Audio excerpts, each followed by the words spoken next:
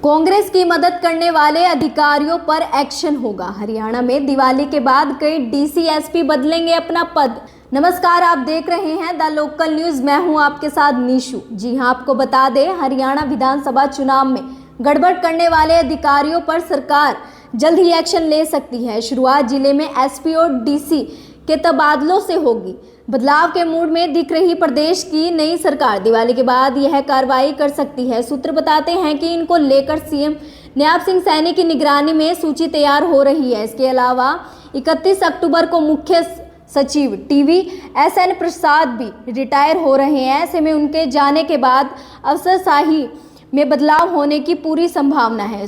सूत्रों ने बताया है कि हरियाणा विधानसभा चुनाव के दौरान सरकार को कई अफसरों व कर्मचारियों की ओर से चुनाव में गड़बड़ करने की सूचना मिली है। इनमें कई जिले के डीसी, एसपी, एसडीएम और डीएसपी रैंक तक के अधिकारी शामिल थे। इतना ही नहीं, चुनाव में इन्होंने दूसरे दलों के नेताओं को लाभ पहुंचाने की कोशिश भी की थी। सरकार के पास विधायकों व जिला अध्यक्षों के जरिए ऐसे अफसरों व कर्मचारियों की एक रिपोर्ट पहुंच चुकी है।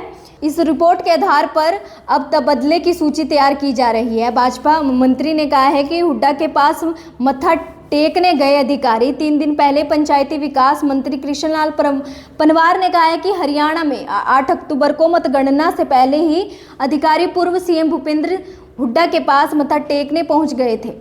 वहां भाजपा के खिलाफ रणनीति तक बनाई गई थी। पनवार ने दावा दिया है कि यह मीटिंग दिन में नहीं बल्कि रात के अंधेरे में हुई थी। साथ ही उन्होंने कहा है कि इनके नाम अब सीएम नयाब सिंह सैनी के पास पहुंच गए हैं।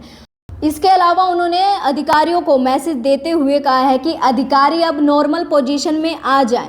वह भी सरकार का हिस्सा है, वह निष्ठा से काम करे। अधिकारी दिमाग में से यह बात निकाल दे कि भविष्य में कांग्रेस की सरकार आएगी। जिस तरह गुजरात में 5 बार भाजपा की सरकार बनी, उसी तरह हरियाणा में भी आगे 2 बार बीजेपी की सरकार आएगी। आपको बता दें, इससे पहले बिजली एवं परिवहन मंत्री अनिल विज कह चुके हैं कि अधिकारियों ने उनकी हत्या की साजिश रची थी। विज ने सीधा डीसी पार्थ गुप्ता पर आरोप जड़े थे। विज ने कहा है कि मुझे 2 जगहों जनसभा करने जाना था। मुझे लगता है कि वहां मुझे मरवाने की साजिश रची थी ताकि मैं अंबाला कैंट से 6 बार चुनाव जीतकर 7वीं बार चुनाव हार जाऊं। विज ने डीसी से पूछा कि उनका जिन 2 जगहों पर विरोध हुआ वहां क्या कार्रवाई की। प्रशासन को विरोध की पुख्ता जानकारी मिली थी कि फिर सुरक्षा के बंदोबस्त क्यों नहीं किए गए। विज ने यह भी कहा है कि जैसा ही 8 अक्टूबर को उन्हें लीड मिलने शुरू हुई तो डीसी वहां से गायब हो गए। शिक्षा मंत्री 15 दिन पहले ही बता दिया था कि कार्रवाई होगी। पानीपत ग्रामीण सीट से निर्वाचित बीजेपी विधायक महिपाल ढांडा ने प्रशासनिक अधिकारियों को 15 दिन पहले ही कड़े शब्दों में चेतावनी दे दी थी। विधायक ने यह भी चेतावनी उन अधिकारियों को दी थी जिन्होंने विधानसभा चुनाव के दौरान कांग्रेस की मदद की। मीडिया से बात करते हुए महिपाल ढांडा ने कहा कि प्रशासन में कुछ लोग तेवर बदल रहे हैं और कुछ अधिकारी भी तेवर बदल रहे हैं। मैं 15 साल में पहली बार बोल रहा हूं, जिन लोगों ने चीटिंग की थी, बदतमीजी की थी, बेईमानी की थी, ऐसे लोग टिप्स पर हैं। महिपाल ढांडा ने यही नहीं रोका। उन्होंने कहा कि अधिकारियों को लगता है कि कांग्रेस की सरकार आ रही है, इसलिए पानी भरने चले गए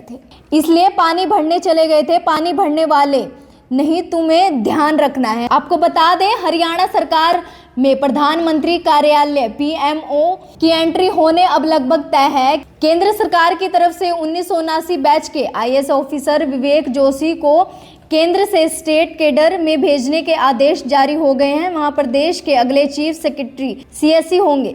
31 अक्टूबर को हरियाणा के मुख्य सचिव टीवी एसएन प्रसाद रिटायर हो रहे हैं। विवेक जोशी केंद्र में वित्त मंत्रालय के सेक्रेटरी भी रह चुके हैं।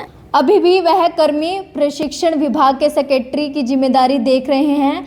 सबसे अहम बात यह है कि जोशी प्रधानमंत्री नरेंद्र मोदी की गुड लिस्ट में आते हैं। वह राज्य के प्रिंसिपल सेक्रेटरी के अलावा कई प्रमुख पदों पर भी रह चुके हैं। अब तक के लिए बस इतना ही। हरियाणा से संबंधित खबरों को जानने के लिए देखते रहिए द लोकल न्यूज़।